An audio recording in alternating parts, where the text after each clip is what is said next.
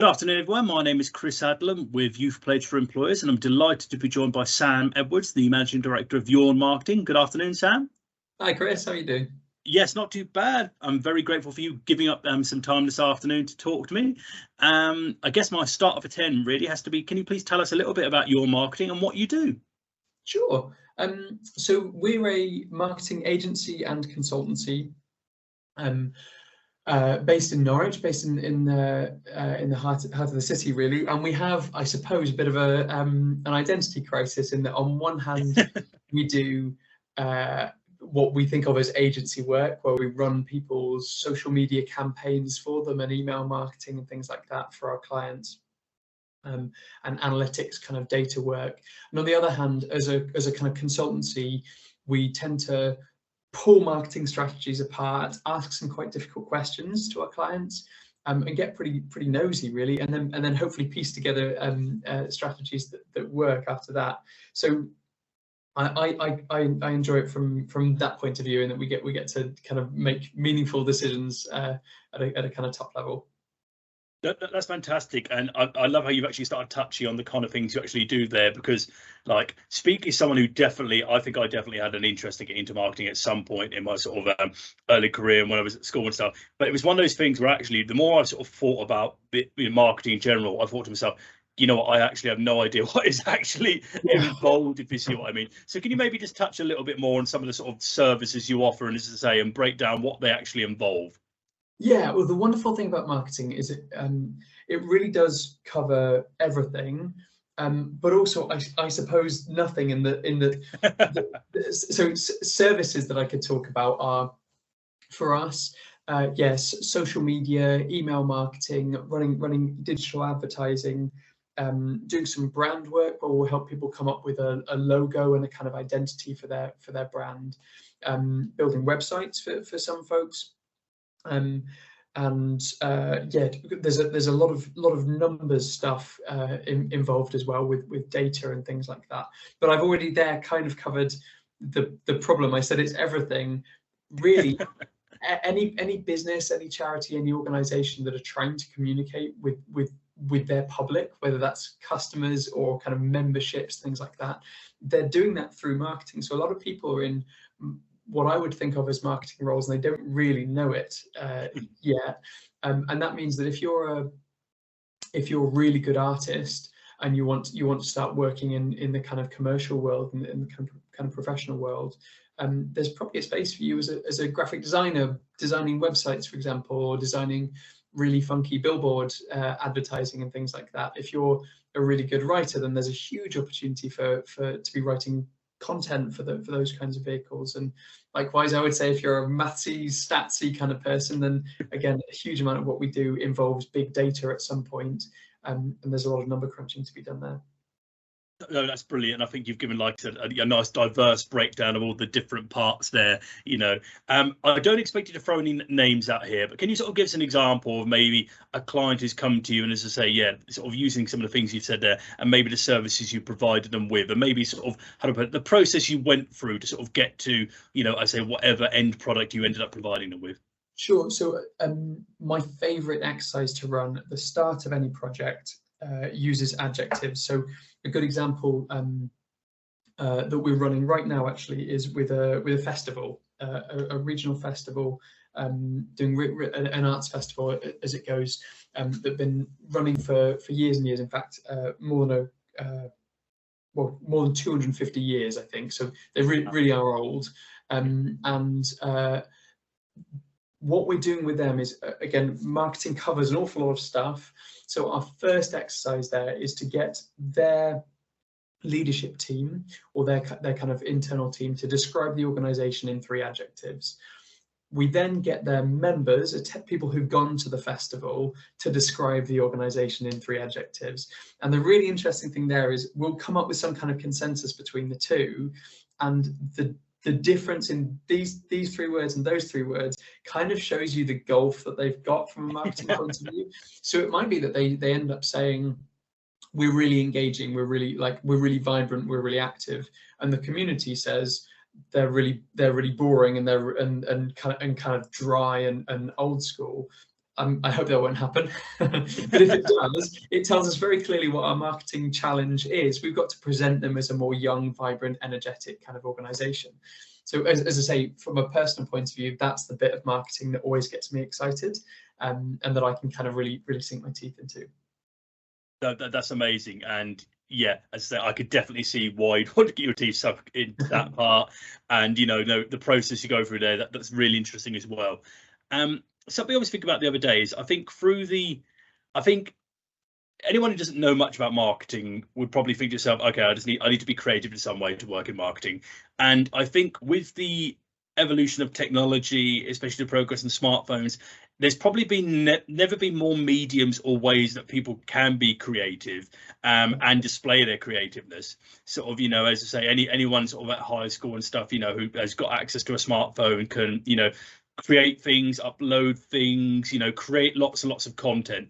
So the question I'm really going at here is, with everyone able to sort of generate all this content, if they were coming to sort of say apply for a job at your marketing, what are the sort of other qualities, if you see what I mean? Because I say everyone can generate all this content, but what other qualities are you looking for in people that makes you think, you'd be successful in a career in marketing? Yeah, this might not add up to a great career in marketing, but a great career at Yawn, something that I would be particularly attracted by. I've already said there that for me, my kind of my take on it is that marketing applies to everything and can be applied to everything. With that in mind, I'm not necessarily looking for someone with super niche skills as a copywriter or as a graphic designer or as a video maker. You can learn all of that stuff, and in the right workplace, you can learn that on the job. What I'm interested in, that I don't think can be taught very often, or that that I kind of prioritize, is someone who can see the bigger picture and see how that video, that really great piece of content for TikTok, is going to sell something for my clients, right? Or is going to activate their membership organization or something like that. Because if you sell if you run a construction consultancy or something like that, you're structural architects, something like that, building huge warehouses and shopping centers and things like that, you're probably not gonna pick up any new work on TikTok, for example, no matter how strong the content is. But there might be a really good reason why engaging with young people on TikTok, for example, is a really good way to, maybe your sector, structural engineering, has got a real deficit of really good engineering brains, and they're all being attracted by other sectors. And so there they might decide, okay, we do want to be putting out really good TikTok content, but it's not trying to sell our services, it's trying to attract our services for a younger market. So that kind of piecing together, if you just go in trying to be creative with no application to it, you're probably not going to get very far. So for me, again, marketing needs to serve a broader purpose, and I'm interested in finding people who can kind of recognize that and know what it looks like. No, that's really interesting, and I love the way how you've applied that as well, and sort of, I say, shown the process there about, I say, not just what you're looking for in someone, but as I say, how they would utilize their skills and how it's beneficial in the long term. And that's really interesting. And one thing we're trying to sort of achieve as a project is to sort of give the young people an idea of what, when I say a typical day, I know there is no typical day in any industry, but if you sort of had to describe the kind of things that go on within Yawn on a daily basis, and what the challenges are and what the rewards are, sort of, how would you summarize that? Yeah. So this is very particular about marketing agencies, or maybe about agencies more generally. If you work what we would define as kind of in-house marketing, so if you work for a fashion brand and you're part of their marketing team, to be honest, I have no idea what that would look like. That could be different for every sector. But in a marketing agency, generally, you've got a number of accounts that you're responsible for in some way or other. Maybe you're the account lead, and so everything that we as an agency do for that account is on you, and the kind of buck stops with you, and you've got lots of responsibilities there, juggling exactly what the client wants. Because back to fashion as an example, obviously they want to sell apparel in that space. They want to just kind of sell clothing, but they will have strategic goals along with that as well. Put campaigns around particular product launches and things like that. So keeping on up to date with that. But then, if you're someone working in a marketing agency, kind of doing the actual work, then it is as simple as that. You'll have a kind of conveyor belt of projects coming at you, and you've got to write. And this is the bit that I really enjoy. You might be writing blog content for we work with a yacht refit company. So you might be writing 1 minute about interior design choices for a 1.4 million 30-foot yacht, and 2 minutes later or an hour later you might be writing a campaign strategy for fundraising for a homeless charity or something like that. That's what I enjoy about agency life, is it's so diverse, and yeah, you get to apply yourself to all sorts of different industries, and over time I think where the strength of an agency, and again I'm from a marketing agency, but this applies to all sorts of different agency models. The strength is when you start to see those similarities, so you recognize, oh, that strategy that we did for a company that sells shoes actually does sort of work for this construction engineering company, or this one for a charity works similarly for a tourism company, and like you get to pick up a huge amount of experience. And just to finish that bit, I suppose, to make my plug for why working in a marketing agency is particularly powerful as a first career for someone going into marketing. By the end of a week, everyone in Yawn Marketing, my agency, we probably worked in more sectors in that week individually than most people will in their whole career. Obviously, we won't dive into as much depth as someone will if they've kind of jumped around different careers, different industries like that. But if you did 5 years in a marketing agency, you're going to come out of it an extremely competent marketing professional.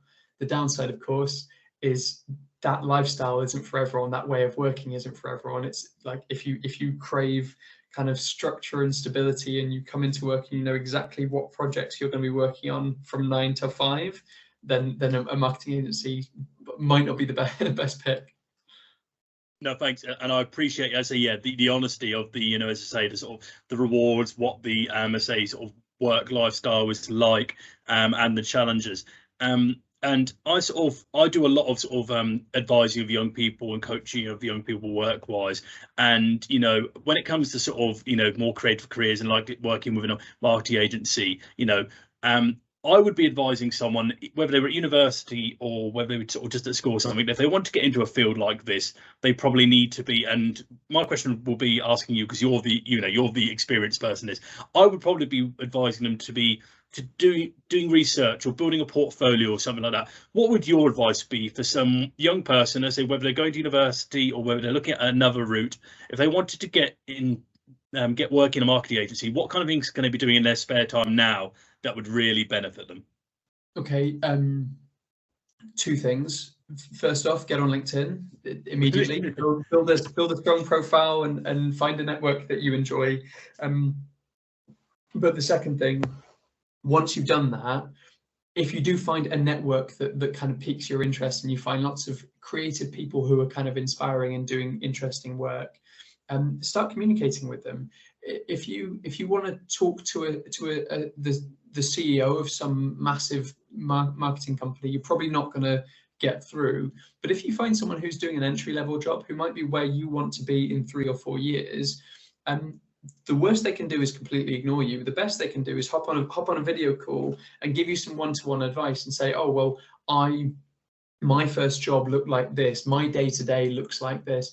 And through doing that, you'll build some really interesting, a really interesting kind of bank of knowledge. And the real power of that is that the stuff you don't like is going to be more valuable to you than the stuff you do like. So if you hop on a call with someone and they describe their day-to-day life, or you take them out for a coffee, you be bold and kind of make that approach. And if they describe their day-to-day life and it sounds horrible and it just does sound like your kind of thing, that's a huge win, because you could have wasted your time making an application, going through interview process, possibly getting the job, and then 3 months down the line going, this is like not an environment that's going to let me kind of flourish. So yeah, but my piece of advice would be, yeah, get on LinkedIn, because that's just the most powerful kind of professional network, and start using it. Start having actual conversations with people. Just send them a DM and learn what their journey looked like. No, brilliant, thank you. And I think that, as you say, that sort of confidence to go out there and to say and actually start contacting, networking people, and to say not be afraid to contact people who are in positions you want to be in, to find out how they got there and whether it's what you want to be. I think that's a great piece of advice. And say that, like that people really struggle with what that approach looks like. Say you're where I want to be in a couple of years. I would love to hear about that. People love a bit of flattery, so you're not going to go wrong with that. I was going to say, I've never found people not wanting to talk about themselves. If it's, I think we all secretly like it, and I think we'd all probably secretly like to receive that message if we've got the time. So. Fantastic. And I think my final question really, Sam, comes in two parts. And I'm not saying you didn't wake up one day and you were like, you know what, I want to be the managing director of a marketing agency. But the first part of the question is sort of, can you tell us a little bit about your career journey and how you sort of ended up where you are? And the second part of the question, finally, and you sort of touched a little bit there on sort of advice you'd give younger people, but if you could go back knowing the things you know and having experienced things you've experienced, and you could speak to say 16, 17-year-old Sam, and give a piece of career advice, what piece of career advice would you give? I'm going to go backwards. 16, 17-year-old Sam wouldn't be worth talking to. He needed to do quite a lot of growing up. Maybe 18, 19-year-old. I'm afraid still growing up, you might be needing to look at like early 20s. But my advice there would be exactly what I've just said. I would have been very nervous about approaching anyone to talk about their job, approaching anyone full stop. And I think had I would have saved a lot of time if I'd have spoken to a few people about jobs that I thought looked really cool, and then started doing and went, this is weird, this is an odd industry or an odd job role or things like that. As for my career journey, I definitely didn't wake up wanting to run a marketing agency.